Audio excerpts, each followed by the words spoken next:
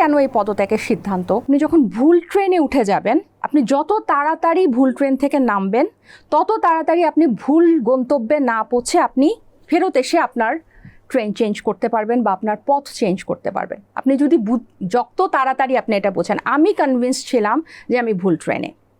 আমি যে নতুন একটা রাজনৈতিক ব্যবস্থার কথা বাংলাদেশে এতদিন বলে এসেছি এবং যেটার বাস্তবায়ন করতে আমি রাজনীতিতে, আমি সেটা এখানে থেকে পারবো না, এটাতে আমি কনভিন্স। তাহলে আমাকে অন্য ট্রেনের ব্যবস্থা করতে হবে। আমার গন্তব্যে পৌঁছানো কিভাবে আমি পৌঁছাতে পারি সে চিন্তা। গন্তব্যটা কি? গন্তব্যটা অবশ্যই অনেকে বলছেন যে এমপি হওয়া কি অপরাধ? যে আপনারা যেভাবে রিয়েক্ট করছেন যে তাহলে এমপি হওয়া মনে হয় অপরাধ রাজনীতিতে। ডেফিনেটলি এমপি হওয়া অপরাধ না। সংসদে আপনার ওই আওয়াজটা যাবে, সেই আওয়াজটা যাওয়ার জন্যই তো আমরা এই যুদ্ধটা করছি। কিন্তু আপনি যখন ওই আওয়াজটা মানুষকে বলবেন যে আমি নতুন, কিন্তু আপনি পুরনো আওয়াজ হয়েই ওখানে যাবেন, তাহলে এইটা থেকে তো আমরা বের হয়ে আসার জন্যই আমরা রাজনীতিতে এসেছি। তাহলে আমি কিন্তু আর মানুষকে যেটা কথা দিয়েছি, যেটা বলছি, আপনার এখানেই আমি বলে গিয়েছি যে আমরা এটা হতে চাই না, এটা আমরা নিশ্চিত। তো এখন দল যদি তার নির্বাচনী জোট বেছে নেয়, তার পথ বেছে নেয়, আমাদের বেশ কয়েকজনকে আমাদের পথ বেছে নিতে হয়েছে আর কি। আপনি 28 তারিখে যে ফেসবুকে পোস্টটা দিয়েছিলেন এবং আপনার পদত্যাগের ঘোষণা দিয়েছিলেন, সেখানে একটা লাইন ছিল যে আমি বলবো এটি পরিকল্পিত, এটাকে সাজিয়ে এ পর্যন্ত আনা হয়েছে। এখন আপনি বললেন যেটা হলো জামাতের এক্সটেনশন হিসেবে একটা আলোচনায় ছিল, সেটারও সিল পড়লো কিনা। এই যে পরিকল্পিত এবং সাজিয়ে আনা হয়েছে, এটা আমার কাছে নিজের আমার অ্যাজাম্পশনে, আমি যখন গত 8 মাসকে একটা বোর্ডের মধ্যে যখন আমি দেখি, একদম উপর থেকে আমি যখন দেখি, আমি দলটার ভিতরে ছিলাম, আমি একদম কোর নীতি নির্ধারক পর্যায়ের কেউ না হলেও আমি দলের মোটামুটি সব কার্যকলাপেই আমি অন্তর্ভুক্ত ছিলাম। আমার যে অ্যাজাম্পশন, আমার যে ব্যক্তিগত মতামত, সেটা কখনোই আমার কাছে মনে হয় নাই যে এটা হুট করে হয়েছে।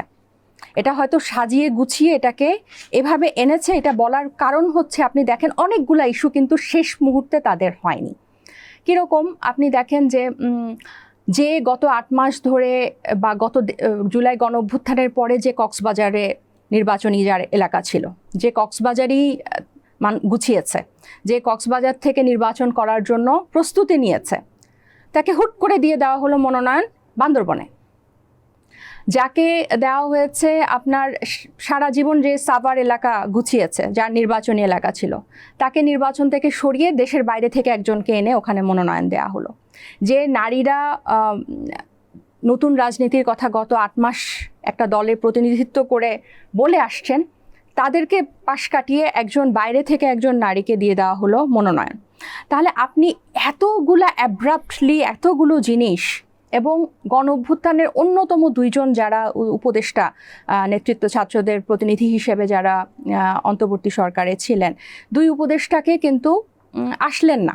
একজন এসেও না আসার মতো আমি বলবো, এটা আমার ব্যক্তিগত মতামত। কারণ আসিফ একদম লাস্ট দিন জয়েন করেছে এবং সে নির্বাচন করছে না, এবং সে হচ্ছে গণ অধিকারে একবার মনোনয়ন তুলছে, সে বিএনপিতে যাওয়ার কথা ছিল, মানে খুব বেশি পরিকল্পিত না। তাহলে আপনার কাছে মনে হচ্ছে যে একটা সিদ্ধান্তের কাছে সবার সব গুছানো জিনিস যেন আত্মসমর্পণ করলো, এবং এই সিদ্ধান্তটা কখনোই হঠাৎ করে হতে পারে না, কখনোই না। তাহলে কি বলতে চাচ্ছেন যে জামাতের সাথে জোটবদ্ধ হওয়ায় আপনি বিস্মিত হননি বা বিস্মিত হয়েছেন? আগে থেকেই যেটা বলা হতো, কেউ অভিযোগও করতো কিন্তু যে আপনার জামাতের বি টিম বা জামাতের লজিস্টিক সাপোর্ট নিয়ে এনসিপি গ্রো করছে, এমন অভিযোগও কিন্তু আপনার এনসিপি থেকে যারা পদত্যাগ করেছে তারা এ ধরনের মন্তব্যও করেছে। না, এটা আমি তো বললাম যে এটা আমার একটা পার্সোনাল অ্যাজাম্পশন। আমি যদি পুরো সিনারিওকে 8 মাসকে আমি একটা বোর্ডের মধ্যে রাখি, আমি এটাকে পরিকল্পনা হিসেবেই দেখি, বা আমার পার্সোনাল জাজমেন্ট গিয়ে এইটাতেই, অবজারভেশন গিয়ে এটাতেই শেষ হয়। এটার বিষয় যেটা আপনি বললেন যে এটাতে আমি এই ডিসিশনের সারপ্রাইজ কিনা, সারপ্রাইজ না, কারণ জোটের কথা তো চলছিলই, যে কোনো একটা দলের সাথে জোটে যাবে, এটা চলছিল। এটা না, এমন না যে এটা হঠাৎ করে হবে। বরং যে জিনিসটা আমাকে একটু সারপ্রাইজ করেছে, যে অনেকগুলো মানুষকে, অনেকগুলো মানে স্বপ্নকে ওভারনাইট ডিজোন করা। আপনি 125 জনকে আপনি ওভারনাইট হঠাৎ করে আপনি তাদেরকে জাস্ট ডিজোন করে দিলেন।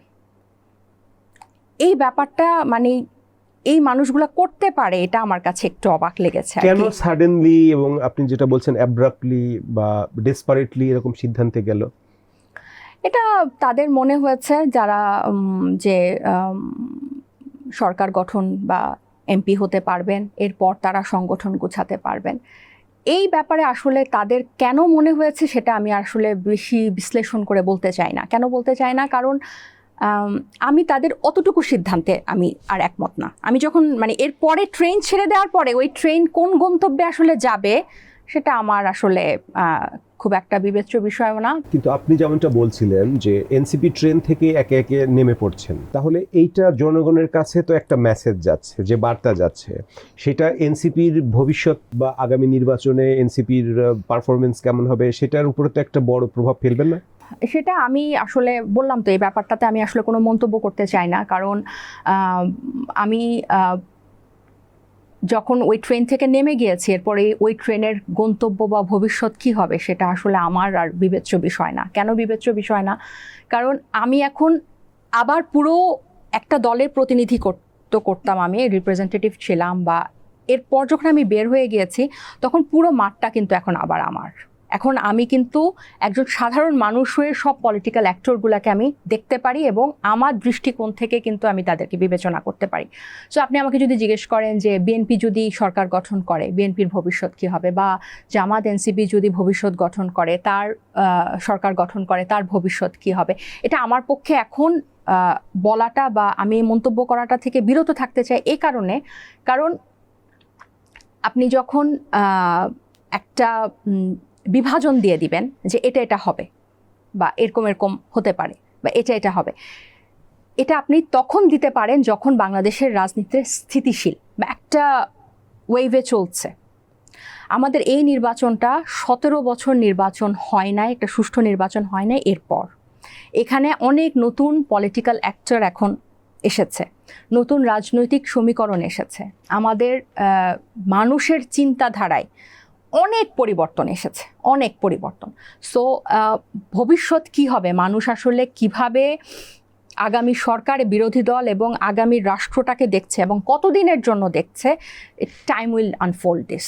এটা নিয়ে আসলে আমি এই মুহূর্তে মন্তব্য করতে চাই না।